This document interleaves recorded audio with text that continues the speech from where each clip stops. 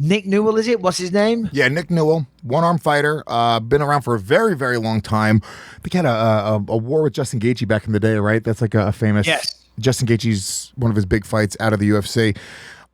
Yeah, Nick Newell's been around for a little bit. We've touched on him in the past, but overall, for all intents and purposes, pretty fucking badass dude, man. Getting into the cage with one arm.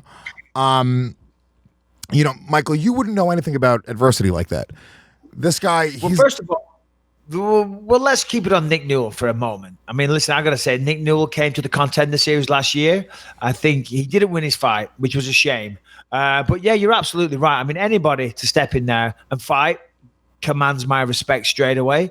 For anybody to step in there with a disability, whereas that people have two of something, but you only have one. I mean, it's crazy. It's absolutely insane. And for him to be going in there with one hand, and then, 2/3 of an arm, really, isn't it? It's not just one hand. He has 2/3 of an arm with a stub. Is it his left or his right arm?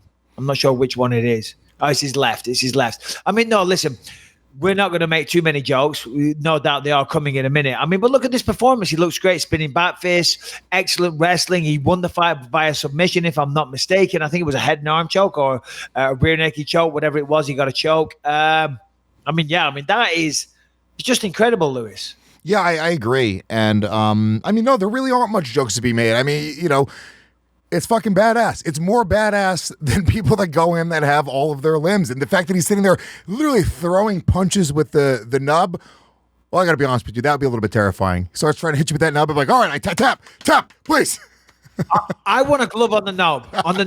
Okay, stick a glove on the nub. Okay, I don't care what it is. Or a bit of bubble wrap. You do take a bit of bubble wrap over the nub. You take a microphone cover, the foam cover you put on a microphone, and you put that on the end of his nub, and that's what he gets to hit you with. It needs a protection on the end of that nub, because that's gonna hurt. When he came on the Contender last year, I was commentating, and I said a little comment that wasn't it didn't go down too well. And the comment was, listen, he's only got one hand. Whichever way you slice it is a bit of a disadvantage.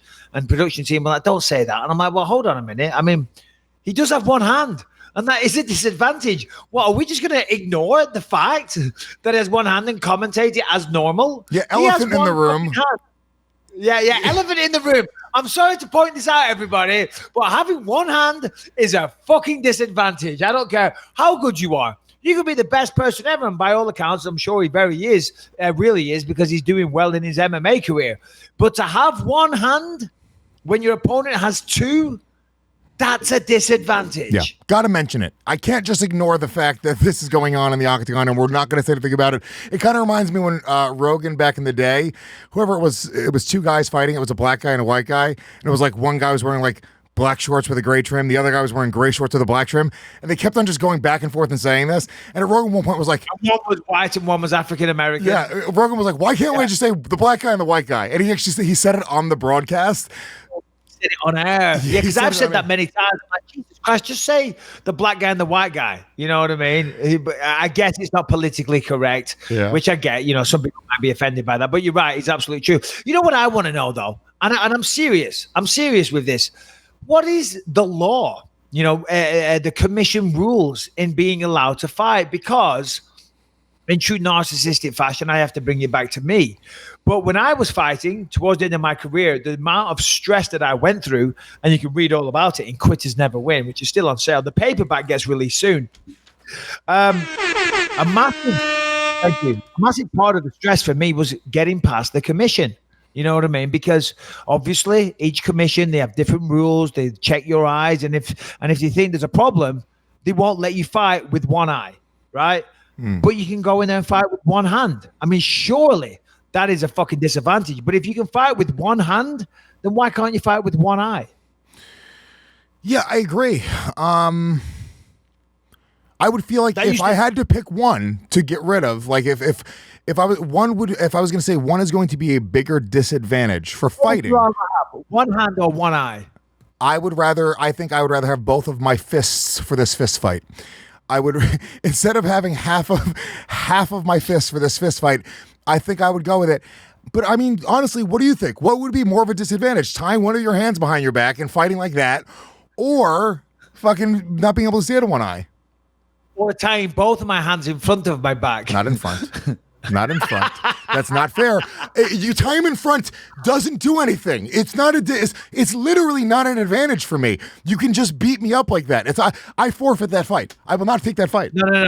But when I look at it, that is what I think. That is where my mind goes to every time, because the amount of stress that I went through, right? And I'll even tell you sometimes, and this is in the book, because you got to have 2200 vision to pass the test, right, with the commissions, which is technically legally blind, clinically blind, 2200 vision. And sometimes my vision was, and sometimes it wasn't, you know, and I go and do my test, but then sometimes, I mean, my good eye, or should I say my bad eye, just like my brain wiped it out completely. Otherwise, your brain sees two images. So rather than seeing two messed up images, your brain just cuts off what the bad eye is seeing. So you only see one image. Otherwise, you're going to have two. Your brain's going to see two images that don't, you know, compute, and it just gives you headaches and makes it very confusing. So I would see through one eye, you know, and then I would be terrified seeing commissions, because I thought, shit, if they don't agree with what the other doctor said and all the rest of it, I might do all this training camp, fly all my cornermen to the other side of the world, work my ass off, spend money on flights, hotels, all the rest of it, and then come fight time, not be allowed to fight because some doctor says my eye isn't right. So I was always terrified, and the stress was very, very high. But here you got Nick Newell. And by the way, I'm not raining on his parade. I'm saying more power to him. Good for him. But it's always curious when he steps in there with one fucking hand and they have no issue with it. Now, I'm not saying that they should have an issue with it. I'm saying good for him. And I think that what Nick Newell's doing is really inspirational, certainly to a lot of people that have issues. You know, they have disabilities. You know, I mean, Jesus Christ, to see somebody like Nick Newell in the octagon, in the toughest sport in the world, and winning. Let's remember that. And fucking winning against good opponents, I think is incredible. Absolutely fantastic.